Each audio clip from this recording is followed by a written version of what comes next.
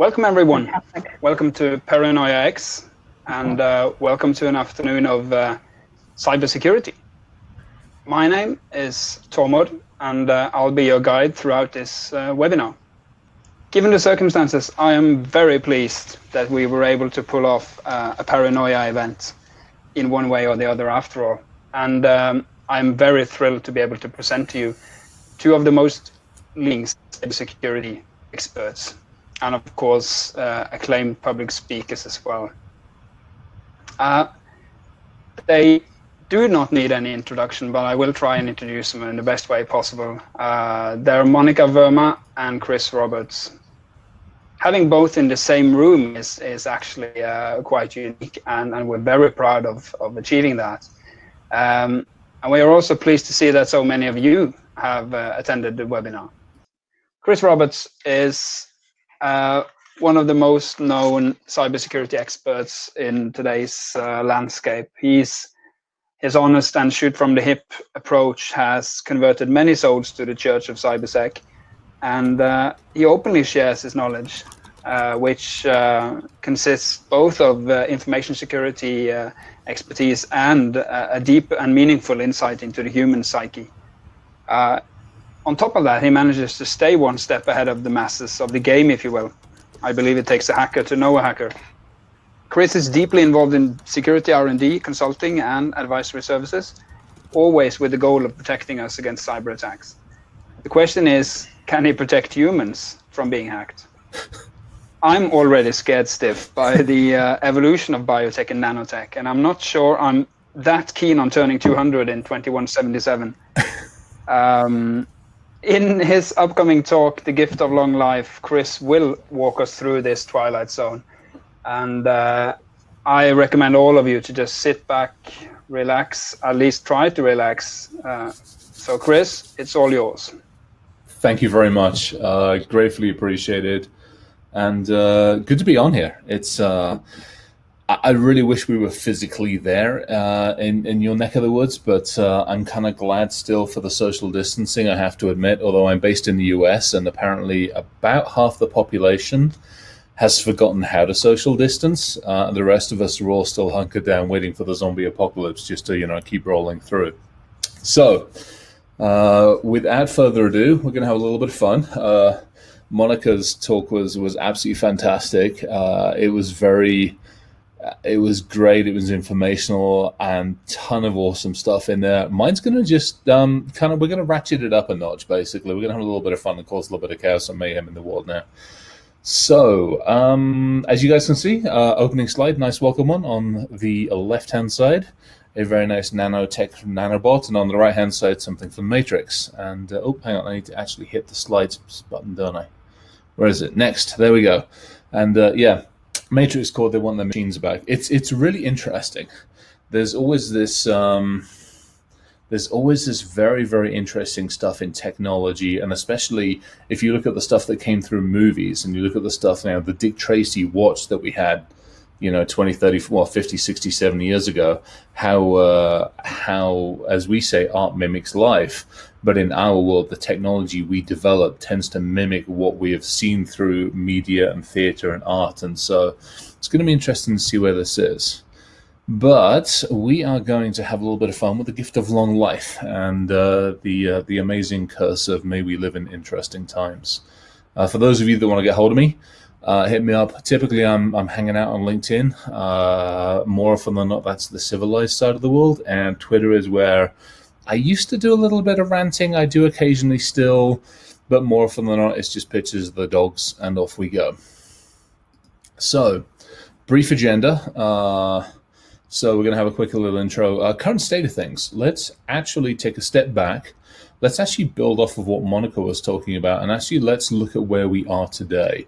Let's look at why these conversations are so important, and let's actually give you some statistics on it as well. We're going to have a conversation about why we are in the situation we are in. I put some of these slides back like middle end of last year, and I kind of like them, so I've been using them a little bit, and it's actually fairly useful. We will talk about the technology of long life, where everything from the bioengineering, nano and biotechnology, and a whole bunch of augmented, basically the human. Where and how are we evolving the human? So we'll have some fun with that one on the good side and also the challenging side. And then, again, as Monica has done an amazing job of, it isn't just a matter of coming on here and going, the world is coming to an end. What do we do about it? But it's coming on and going, look, here are the challenges, here are the issues, and here are the things that we need to think about as we do something about it. So we're going to have a conversation about that as well. I don't typically want to leave people, I won't say in the lurch, because that's not a very nice way of doing it, but I don't typically want to leave people without some thoughts and ideas about what they can do to actually help themselves. So, brief intro. Already had a good intro. My background, researcher, geek hacker, and I have two very large wolf moths, one of which is currently literally just off screen, sitting on the sofa, curled up. I say little, he's almost my size, so he's kind of cool. And so where are we today? Let's have the brief and single question. This is our digital realm today. So this is really what we are living in this day and age. First point, average mean time to identifying a breach. So this is, I'm in as the adversary, I've been kicking around, and that number is anywhere from like 100 days all the way up to several hundred days. I mean, or even thousands of days, depending upon some of the companies that are unfortunately absolutely asleep at the wheel. But the average is still hitting around 197 days. And as it says in the bottom right-hand corner, Tech Jury has this, Ponymon has this, FBI has this, bunch of the Interpol folks have this, etc., etc. This is before we find a breach. And obviously, I'm talking a lot of the European audience here. So you guys have obviously the GDPR side of the world to think about and consider. And you've only got to look at the statistics as to how many breaches have been reported with GDPR. And then obviously from the backlog of them being able to do anything about it. So they've always been like, we're going to fine people and we're going to have issues, but they honestly, unfortunately, don't have enough people to do the fining. Second one, mean time to recover, 70 days. So this is, you've discovered that I'm creeping around inside your network. You figured out that I'm in there, it's taking you however long, and now you have to get rid of me in all the hooks and all the places I've put all my little payloads and everything else that I've done something with it. We are still hovering at around the 70 days on this one at the moment. The amount of organizations that were targeted. So, it's an interesting conversation because that's much more of a global statistic. I'm obviously based over in the US, and we've had some conversations with the one. But it's now a matter and a case of when. There's no if anymore on this whole thing. And then, companies where a breach has caused a material disruption of business. And we'll hit some of the healthcare stuff in a second. Cost of a breach. And obviously, I apologize, European audience for the most part, US dollars on this one. That number's all over the place. I mean, obviously, as we know, you have some of the small and medium business organizations are, several hundred thousand, and then you have some amazingly huge ones, which are way into the tens and hundreds of millions. This next one sickens me. It's how many, and this is again global statistics, how many records we are losing on a daily basis. And again, a global statistic.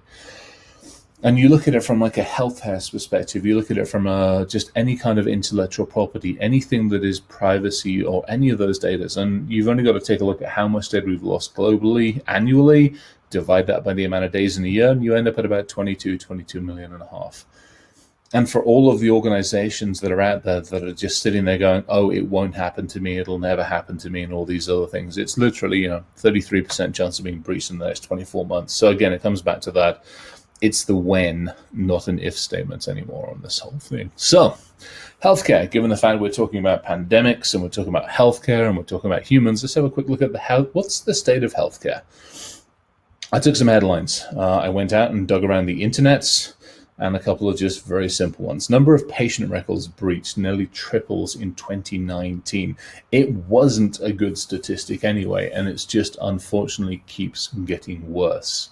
The amount of organizations globally that have experienced a breach, again, 3/4 of the organizations, and then the healthcare breach report. 41 million records breached in 2019 across 572. And that's, again, US statistic on this one. You look at everything that's coming out of Europe, everything that's coming out of the Middle East and the Far East, the African continent, etc., etc., etc. It is not in good shape. And this is where it gets really scary. Because these people, these organizations, the companies, the healthcares, the facilities, everybody that's involved in this, these are the people that hold the keys to our life, especially as we start looking at how technology and healthcare is coming together. And it's kind of like, well, this is kind of how we feel. Let's just put it down in plain, simple language. It's not a good situation. Now, do we blame them? I'd say yes to some degree, but no for a lot of it. We have to take a look at ourselves, the security industry, the safety industry, and go, what can we do better? What should we be doing better? How do we do things differently? And there's a lot of messaging, a lot of discussions around this that I think we need to actually do a lot more. And as we go through some of these slides, we'll address some of this. So let's ask the simple question. We're in a bit of a mess, and the simple question's got to be why? Why are we failing? What is the problem? What's going on with this? Here's some takes on this one. So how many of you, and I'm not going to ask you to put your hands up because I can't see the ready audience, but if you look at yourself in the mirror right now, and as a kid, your guardian or your parent or whoever it was that helped you grow up was the one that turned around to you and said, don't touch the stove, it's hot. Don't touch the kettle, it's boiling, it's hot, it will scald you. And then how many of us actually touched it, reached out, burnt our ruddy fingers or something, and actually scalded ourselves? And I would probably, if most of you admit to yourselves, it's going to be a lot of us. So if you take that step back and you go, why did that happen? It's because we learn through experience. We actually have to experience something. And if you take that another step further and you go to our teenage years, we can probably all cast our mind back. And for me, with the gray hair, and when it's not purple anyway, with the gray hair that turns around and goes, I can remember back very, very clearly some of those key moments when as a kid, I'm like, oh, this was not a sensible thing to do. And so that's what we find again as teenagers. We know what the right thing to do is, but we don't necessarily always do it. And it says, how do we learn through experience? And then we go on to our adult years. And this is really where our adult years come into play. Now, this is an interesting one because, again, in technology, we have this whole deal of don't click shit, do not click it, don't touch it, when you send an email and it's got a link or you receive an email, don't click it. But you can't do that. We cannot stop people from clicking. It just isn't going to happen. What we have to do is take that step back and go, look, we need to click responsibly. We need to look at helping people identify and understand and help to teach people how to look for the right things. It's part of the reason I'm hanging out with some of the wiser crew and the training crew that I'm doing at the moment is because of this. It's like, look, we're all going to click something. How do I actually teach you how to click things effectively and how to be careful about it? Because unfortunately, if we look at humans, this is our audience. These are the people that we have to look at. This is our baseline. And yes, this is a legitimate sign that was at the zoo, and you guys can read it for a second while I have a quick slurp of a cup of tea.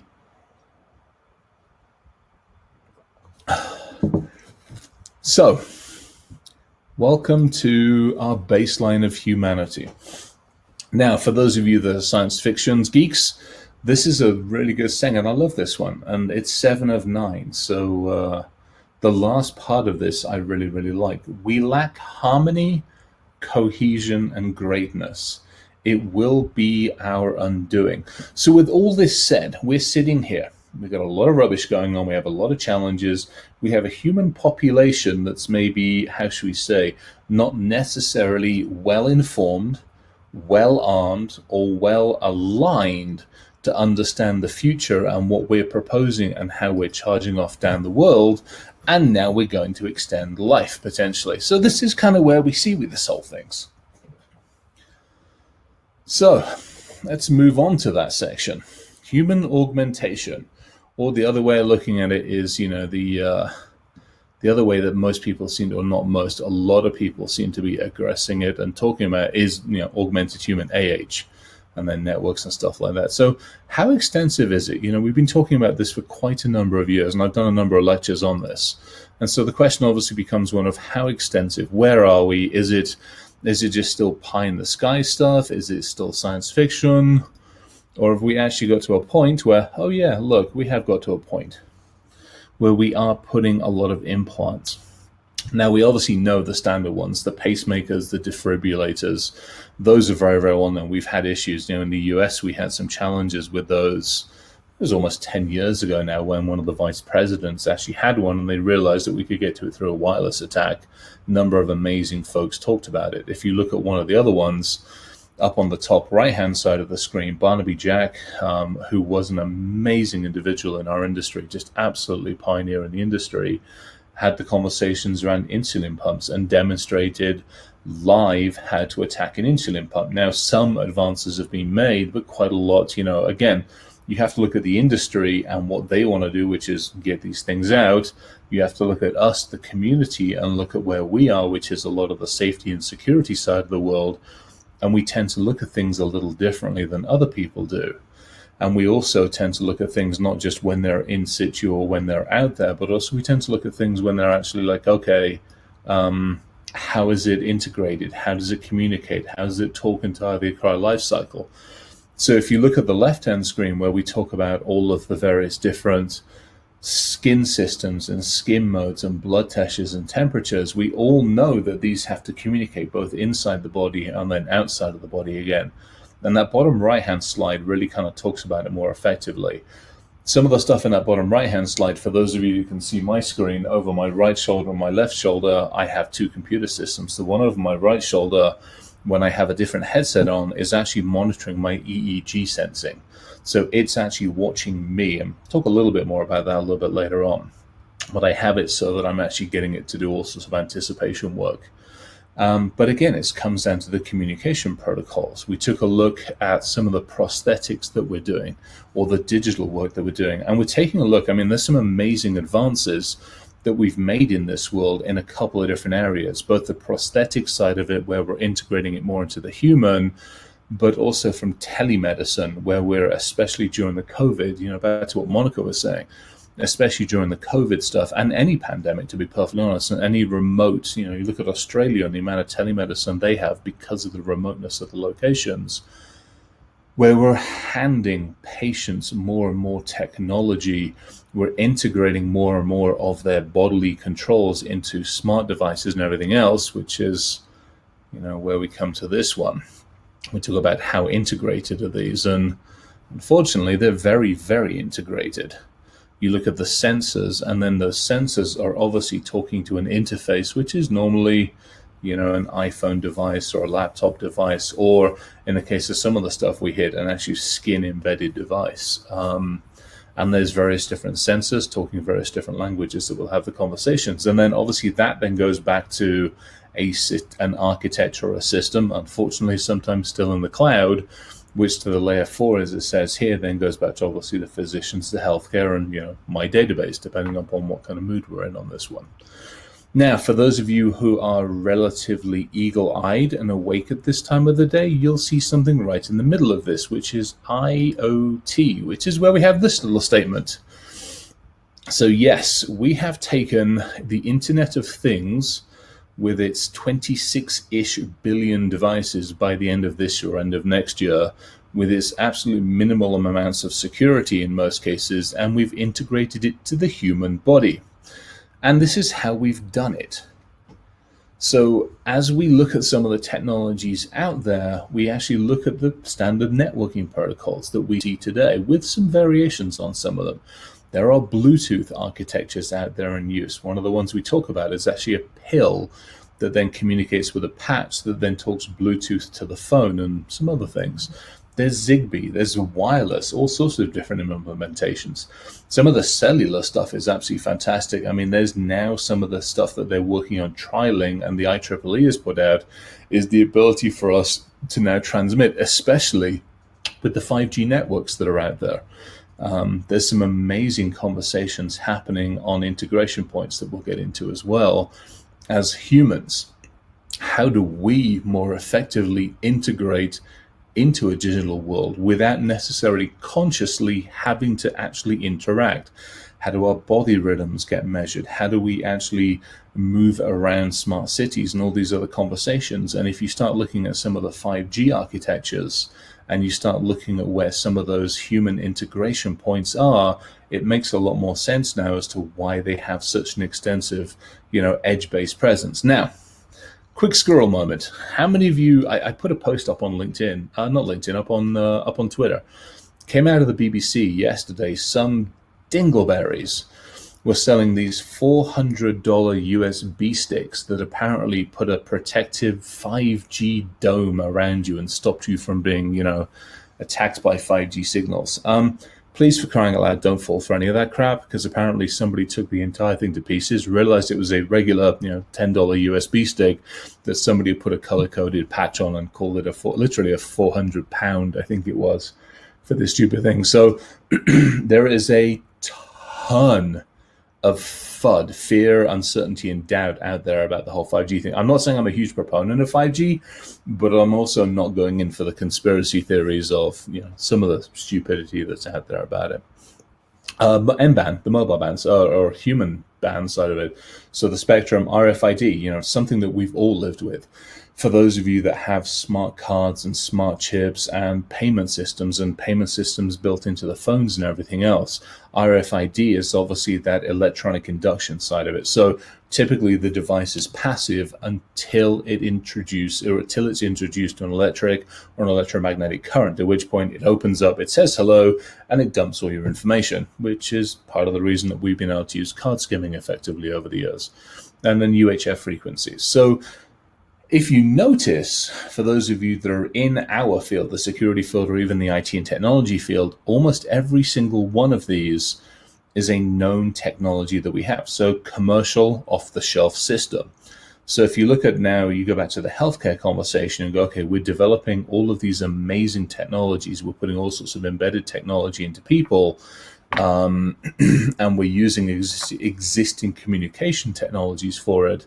You've only got to start doing some very, very simple Googling and some very, very simple research and look at our industry and go, there's some amazing conversations that have happened about how vulnerable some of these are in certain situations. Before we get onto that, let's actually take a look at some of the positive aspects of this. So you notice there's a chat. Let me see if I can actually hit the chat. All right, I'm good on that one. We'll go back to slides. So some of the positive stuff. There is definitely convenience to this. There have been some amazing body modifications made in the industry. Grindhouse and various other ones have done some absolutely fantastic body modifications to people. I mean, there's somebody running around with an antenna and all sorts of things. Because you have embedded chips, and now you have the ability to have an RFID tag or a magnetic tag or a door tag or a car tag or a number of other things embedded under the skin. That's great. As you can see, electronic bill payments, maybe some automated operations, some security related things. Really, really nice. And I love the concept and I love the idea. However, with that comes obviously some of the challenges in our industry, which is as we start looking at how connected we become.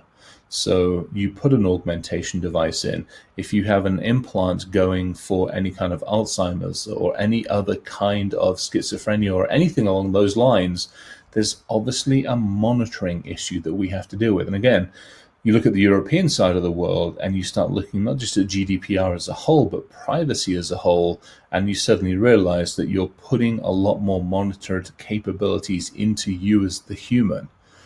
The facial recognition stuff is absolutely amazing. The amount of information that we can pull off of a recognition system, cross-reference it with all sorts of other databases, and then if you as the human have embedded technology, what can I read? What can I look at? What can I do with it? And that's, obviously a lot of this stuff is still going on today. Now, the other challenge that we have, and again, we're still fairly high level on this stuff, is where we're heading. The top one was one of the things I'm working on at the moment behind the scenes, and it's actually fairly well out there, is taking DNA and encoding data into a DNA sequencing. Now, to put that in simple, easy terms, it's turning the human into a USB stick. If you look at how much of a data sponge a DNA architecture is. It is absolutely amazing. I think the statistics were somewhere out there that if we took every single piece of data that we have on the planet today, I want to say somebody said it was like 1 to 2 kilograms worth of DNA is all it would take to encode and sequence everything.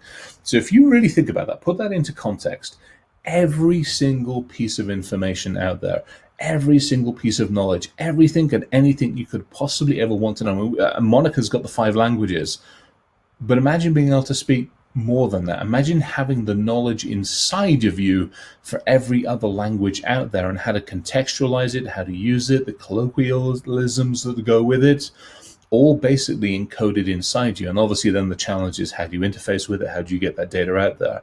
But the possibilities there are absolutely amazing. And just as they're amazing, then we have the downside with it. We already have enough problems with running data around the cloud, with understanding where, as a corporation or an entity, where is our data. But if all of a sudden your entire employee base now is wandering around with elements of your data, it enters a whole other challenging thing.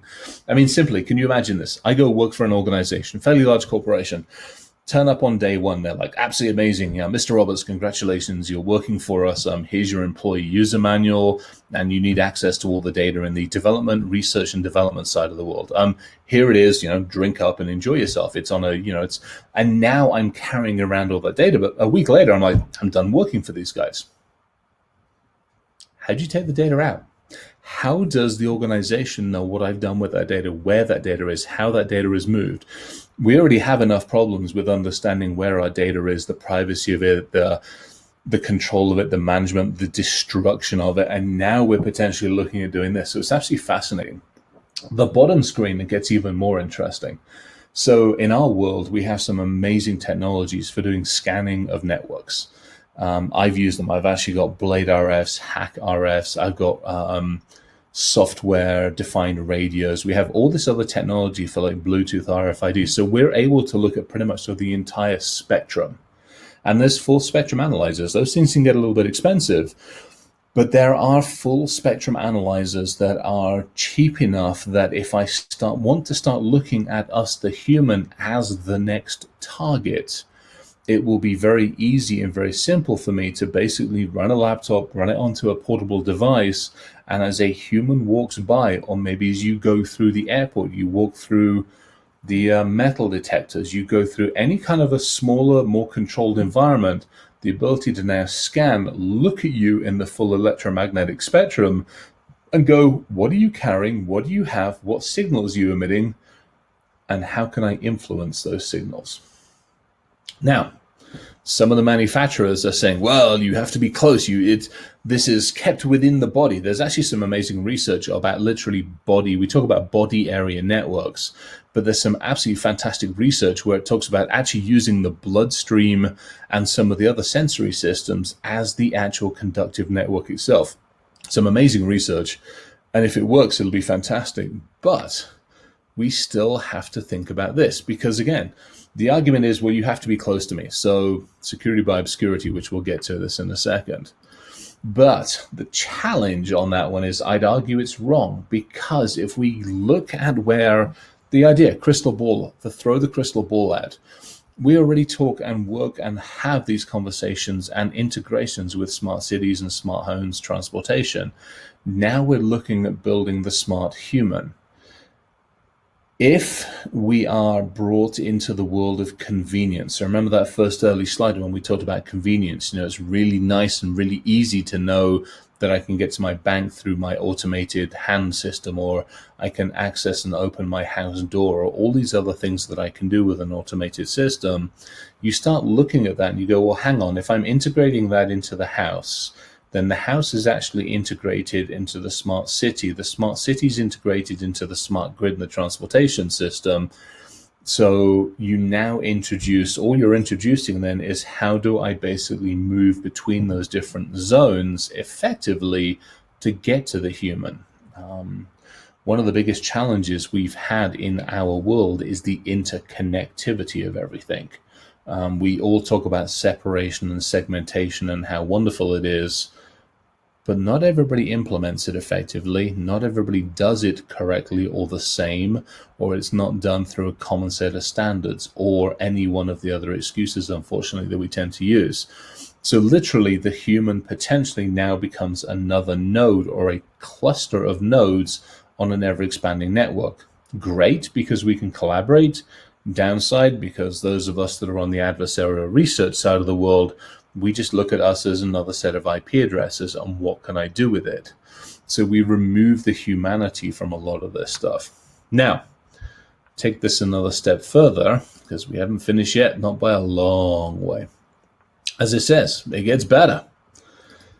We're already doing some of this. On the top left-hand side, there's this wonderful thing called the pill cam.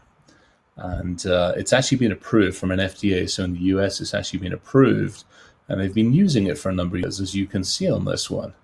And they've, 2 million procedures, a whole bunch of other stuff. Then we have the dose tracking one on the bottom left-hand side. So they actually used these for some really, really interesting stuff. As you see, they used it with schizophrenia and some other people as well. And the dose tracking pill is really interesting. It's literally a little pill that you swallow, and it actually, once it gets into your stomach system, it dissolves, or part of it dissolves, and literally leaves a tracking device. And you have a patch that you wear on your arm.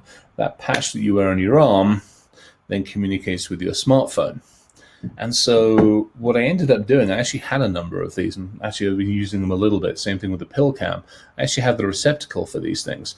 And so started looking at how they communicate, how they are used, how everything discusses with everything else. And you start looking at the communication from the stomach system and the patch and go, okay, how is it communicating, and what can I do to influence it? Can I send an electromagnetic signal for it to do something different? Can I mess with what the patch is telling the application? And then what's the application telling the cloud and potentially my healthcare provider or somebody else? And unfortunately, the simple answer is yes, I can mess with it. Here's why I can, one of the simplest ways I can mess with it, and this is one of those reasons I want to taser people. If you look at this one, and please feel free to take a second and just absorb this for the minute. This is 2020. These records were from 2019. This is the instruction manual on how to integrate and use this architecture. I'm not entirely certain what the hell happened or what went on, but when I look at a document that's involving human engineering and human architecture, and I see user ID admin, password admin, I do just literally want to curl up and cry. Welcome to 2020. Now we take another step forward. MIT's done some absolutely amazing work in this field. This is one of the things they've been working on, like 2017, 18, 19. A smart sensor capsule, absolutely amazing thing. It can get lodged in the system, it can release drugs, it can do monitoring, it can do all sorts of other things, vital signs. Got hands on a bunch of the source code for this and got hands on a lot of the architecture for this. And as it says, it's really good for like early detection and everything else. But the challenge with this is we get to what's known as security by obscurity. Because as it says, the limited connection range is a desirable security enhancement. No, it's not. Again, this is one of the issues and challenges we've run into this industry, is we keep seeing more and more missteps on this, which is where we're doing amazing things by pushing the technology. We're doing amazing things by going, how do we extend life? How do we retain this? But we're doing it and we're sacrificing, I wouldn't say we're sacrificing human safety, because, a lot of this stuff is all approved, but we're sacrificing digital safety and, in essence, security at that point. I can keep you alive and I can do all this amazing stuff with you, but I'm not going to keep you from being basically a digital target now as we work forward. Now, obviously the question still comes, do we really still want this extended life? For those of you who are like saying, it's not too bad yet, we're still in good shape. Let me give you some research I've been doing for the last couple of years. So we're now going to talk a little bit about nanotechnology and bio-nanotechnology. So this was back in 2016 when we actually, so a lot of work that was done. EPFL Lab did a lot of research on how can we actually communicate? So we can build these amazing nano architectures. Great, congratulations. But how the hell do we actually communicate with the bloody things? How do we get them to do something? How do we get them to move around the body? How do we get them to actually be useful to us as the larger people, not the people that are actually down at the molecular level? So this is 2016. Let's actually help these pieces of molecular technology literally understand simple language communications, the alphabet, simple signs, simple structures, and everything else. Some amazing uses here, but we wanted more. So we did more. 2017, as you can see on the top left-hand side, we taught the little stupid things how to swim. So you take a nanotube, you attach basically a secondary technology to it, a carbon tail.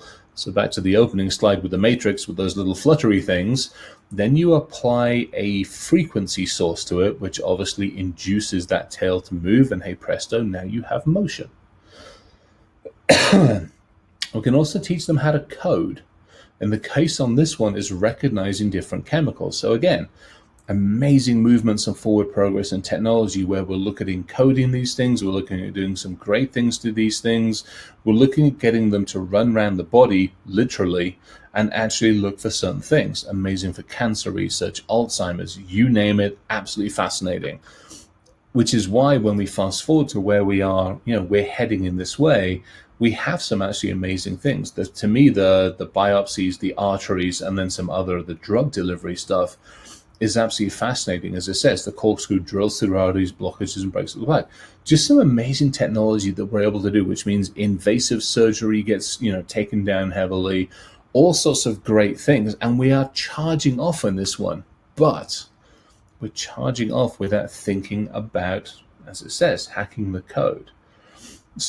So if we take a step back, and as a researcher or a hacker or a tinkerer or any other kind of one that you want to use, a lot of times we just want to understand how do these things work. So I took a look. I've been working on this for a number of years. So we can specify the actuators, we can look at the actuators, and we can use something called Verilog to actually look at circuit functions. So we've stepped outside of just the pure coding world, and we've stepped into much more of an engineering coding world. And Cello uses it to go to a DNA sequence. It's an amazing, I've got a screenshot next about it. We can figure out algorithms. We can look at literally circuit diagrams of DNA architecture. And then we basically take that, build it into a Boolean logic sequence, look at some gate connectors. And in simple terms, we're going to try a little bit of science. And this is what we end up with. So on the left-hand side of this, we have the simple code. Looks kind of very similar to assembler, but then we move it through a set of gated sequences, which is really where the engineering code comes out. Those gating sequences go to a simple actuator sequence, which, as you can see on the right-hand side, means we can communicate using frequency, kind of the same way we do with fiber optic cable, kind of the same way we do with cellular, etc., etc., etc. So we've built a communication architecture at a nanotechnology level in the same way that we've built everything at cellular levels and microwave levels and Bluetooth. And so we've built those same flaws and issues into this stuff. Now, take all of this crazy, amazing kind of engineering stuff. What the hell does it mean in real life? And so this is where we did a little bit of work on this one. So this is a hack, and this is, we always talk about breaking in and hacking things and having fun. This is a hack. So this is basically, this is a payload. This is nothing more than a biological version of a Trojan or ransomware or anything else. And yes, it's been built. We have our receptor keys. We have our transportation, sRNA, bird flu, by any other mean. Our bypass tools, which is Raya, but it's basically something that helps the body. We have our image reporting tools. We have our payload, which is obviously the drug, and our decoys, so our disruptors. So each one of these helps basically open another door inside the body, or helps the body understand it, or helps the body actually realize, what can I do? What do I have to do with this? How do I do something with this? From a technology level, we didn't have access to an entire research facility's rooms of toys. What we actually had was basically about $100 or $200 worth of gear, a bunch of antennas, a whole bunch of arrays. where you can now buy nanocarbon tube technologies online. They're actually come down in price crazily so, because they're manufacturing them up the wazoo. So that is basically the technology that we used with some modifications. I haven't put everything on here for a good bunch of reasons. And this is what we actually did. So we took bird flu, which is our RNA architecture. We had the multi-walled nanotubes. You're able to fool the body into thinking it's good. So this is getting past the firewall. And then the propulsion system. So this is part of actually how do I move? In the digital world, that's obviously the networking side of it, and it's the collaboration. It's the, as an attacker, when I take over your computer system, I pivot. I move around the network to understand what's in here. In the human, that's the propulsion. The tracking and tracing was used because obviously we need to know where it is going around. In this case, the petri dish, not the human body, I want to point out. And then we have decoys. So back to the whole thing with deception technology and detection. If I get detected, the body is actually very good at looking after itself. How do I literally throw out chaff flares to make sure it doesn't take me down? And then the drug to deliver. Now, if we're nice, as it says, we'll clean arteries, we'll attack cancer cells, we'll kill or reduce heart-rate issues.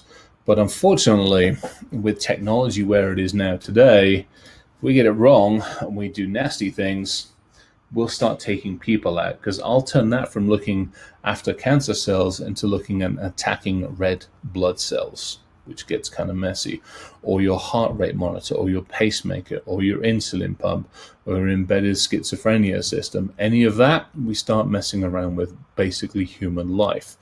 So I think this one is a fairly interesting set of conversations, because as information technology people and security people, we've been used to basically, when we screw up, which, let's face it, happens on a regular basis, otherwise we wouldn't have all these breaches all the time. It's a computer system that goes wrong. Yeah, just rebuild the damn thing. But as we move forward in technology, when we screw up now, people die. And we're already starting to see early signs of that with some of the advances in technology. So it's like, what do we do with this? So we have the curse of a long life. And this is actually taking that life even further. How are we doing time-wise? We're in good shape. I might have to speed up a little bit. We're getting there. We're doing okay. So this is a fun one. Some of the work I'm doing, which is why this one over this shoulder here is actually monitoring the EEG, is I'm actually looking at things now a little bit further. And what I'm actually trying to do is pull a lot more signals out of the brain. So no longer I'm just hacking the body. I actually want to know what's going on inside the brain, which is a scary enough thing on its own. So here's where I am at the moment. I'm doing a lot of brain work. I'm doing a lot of brain stuff. I'm able to now walk into my lab space with the headset on, and my computer recognizes me. I recognize it. It all opens up, and it's very, very happy. I'm at a point where I'm able to use the human as an authentication model. So some really interesting stuff on biorhythms, EEG sensing, pulling out certain types of modeling, 3D modeling, all sorts of interesting stuff. But if you take that a little bit further, our existence now becomes our access method. So we have so many problems with passwords and identity management solutions and all these other things that we've basically not managed to solve for the last 20 or 30 years, which is why the top password is still 1234556. That we have to do something different. We have to go back. We have to rewrite those rules. And for me, we rewrite them using the human itself. But it also means I'm opening up a whole bunch of other stuff, which is basically looking at consciousness. So, what is the human other than basically a set of instructions and ones and zeros and signals? That's what I'm trying to basically break down and go, look, can I understand the human at a more effective level? And then can I start to put some predictive analytics into it, as it says, to digitize me? The computer that's over my shoulder, when I have my headset on, what it now does is it predicts when I actually want a cup of tea or a biscuit or a number of other things. It's at that point where it's about 75 to 85% accurate on being able to read my signals and understand what I want to do next in certain situations. So basically what I'm trying to do is do a digital version of myself. Here's the logic for this. And this is not to get to the collective or the Borg or the singularity. I actually don't want that. What I still want to do is retain our individual world, but I want to see if we can actually digitize our consciousness. Again, for a whole bunch of reasons. We look 10, 15, 20 years down the line. What can we do with terminal patients? What can we do with the future of technology? And then can we, in that time frame, get to a point where we don't necessarily still need this squishy bit of body that is kind of fragile and only really lasts 100, 150 years if we can extend a whole bunch of things on that side of it? Can I literally take what is basically not just between here, but what is actually coursing around the body from a signal input and basically put it into the computer and effectively have it do the thinking? And the argument, honestly, at the moment is yes. But that argument is still a crystal ball away. But we're having to face some of those questions now, because we haven't figured out simple networks. We haven't figured out how to safeguard or secure our digital realm, let alone our human realm, let alone the fact that eventually if I can turn myself into a digital set of signals, and we're still cussing with because people can't remember simple passwords. We have to be thinking about this a little more effectively. Especially, as I said, forward capturing, sequences, predictive. We can do all sorts of interesting stuff. So that's kind of what I'm messing around with at the moment. And then you step outside of the technology realm and we look at the societal changes. And there's some fascinating discussions to have there with, who does get to become digital, who doesn't, what and where and how is the future on this. So this is what I'm having a little bit of fun with at the moment. And, as it says, we have a lot of work to do.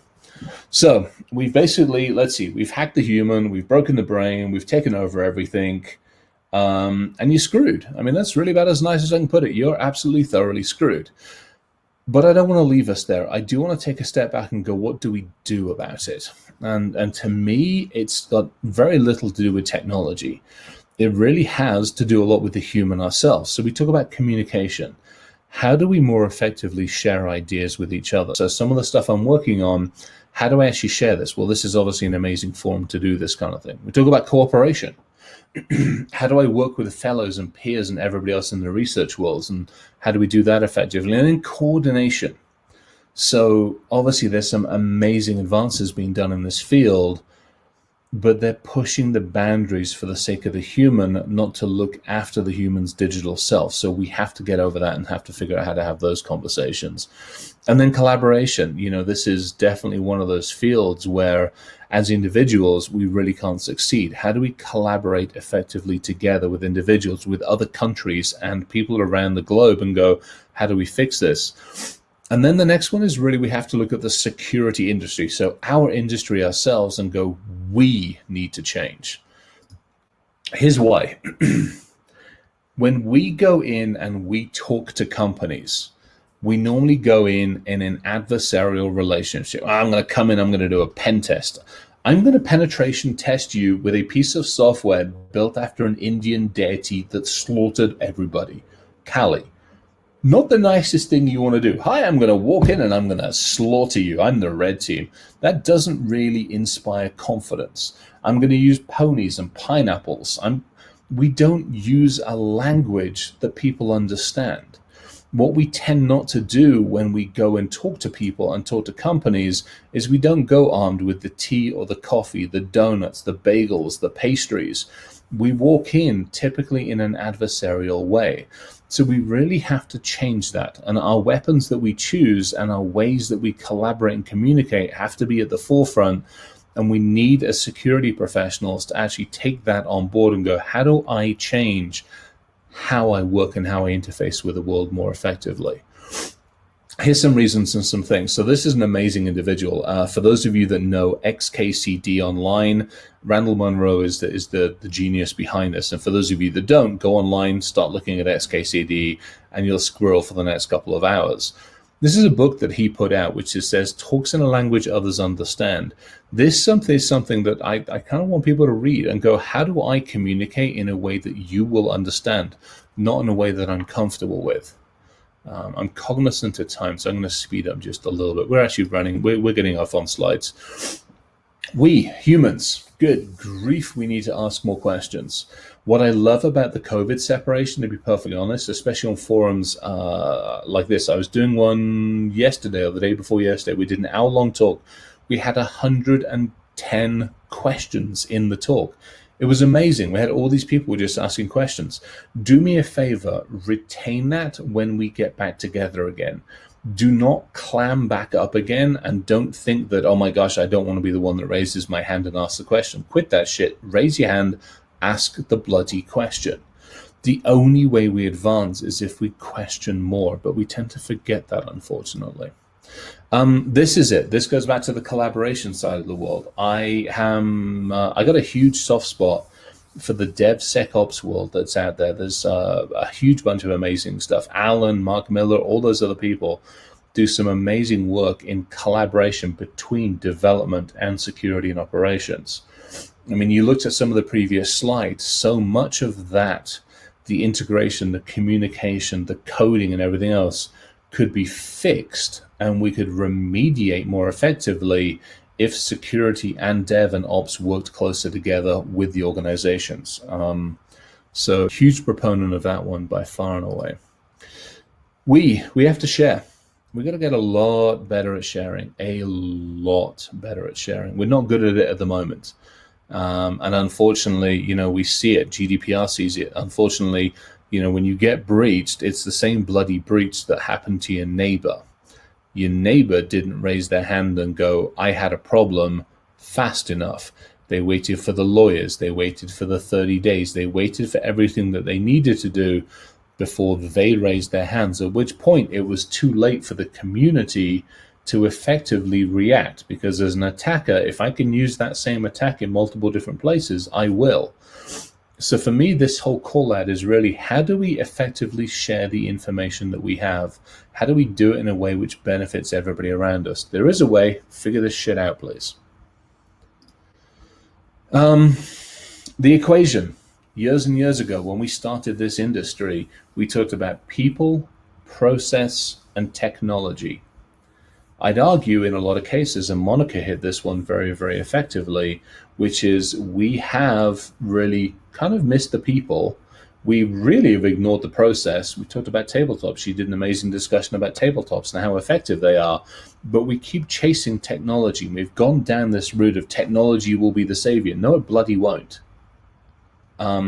Start looking at the people around you, start looking at the processes you have, and work out how you can be more effective. Here's a subtle hint as well. It costs less money to do that, and it's a hell of a lot more effective. So, simple call out for that one. This one's for us.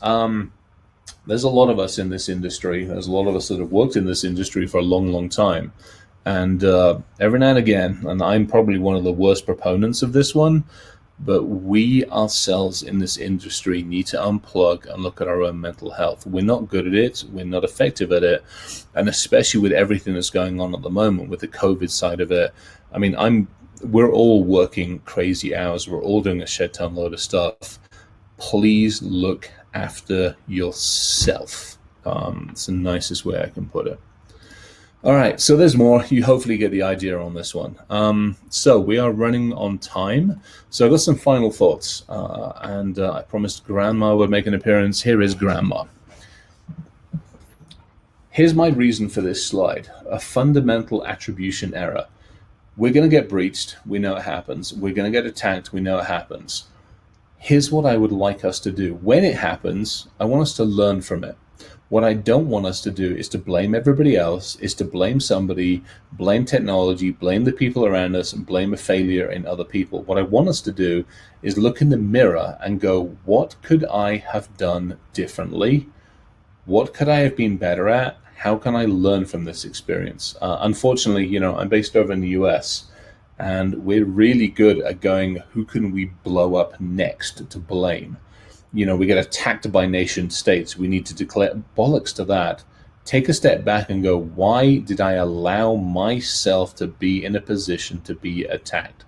So change the equation, feed the right wolf, and figure out how you can get better at this. And again, for all the stuff we talked about with the healthcare side of it and all the logic on the ability to attack a human, we have to get to this mindset of not blaming and actually looking at this in a more effective way. All right. I like this one. It's in here. It stays in here for a good reason. We have all, everybody that's on the call, everybody that's around, the amazing people I interact with, almost on a daily basis within the social media world, the LinkedIn world, and everything else, we have all come at this from all sorts of different angles. I mean, my origins are part English, part Scottish, all over the world, born in Cyprus, lived in the UK, lived in Europe, and now based over in the US. I've done this all over the planet. Each one of you brings a different story to this world. But we're all in this together. And so let's row together in the same bloody direction, please. Let's work more effectively together. Let's collaborate more effectively together. And can we please try to solve this together? So, with that, as I said, huge thanks for everybody for being here. We're obviously going through a mad pandemic. I'd say give everybody on the front line a hug, but unfortunately we're not allowed to hug everybody. So do me a favor. Make sure everybody on the front line is doing as good as they can be. Ask them what the hell they need and give them a virtual hug, please. Obviously, for Tamod, for putting up with me. He's been relentless at making sure I've tried to get everything in the right place at the right time, and I've failed spectacularly, even managing to get my slides in like 2 hours ago or something stupid. And then to watch Common Combi Tech for actually putting this on. So with that, I will shut the hell up. I'll have a little bit more of a cup of tea, and I'll let everybody else talk. Thank you very, very much, everybody.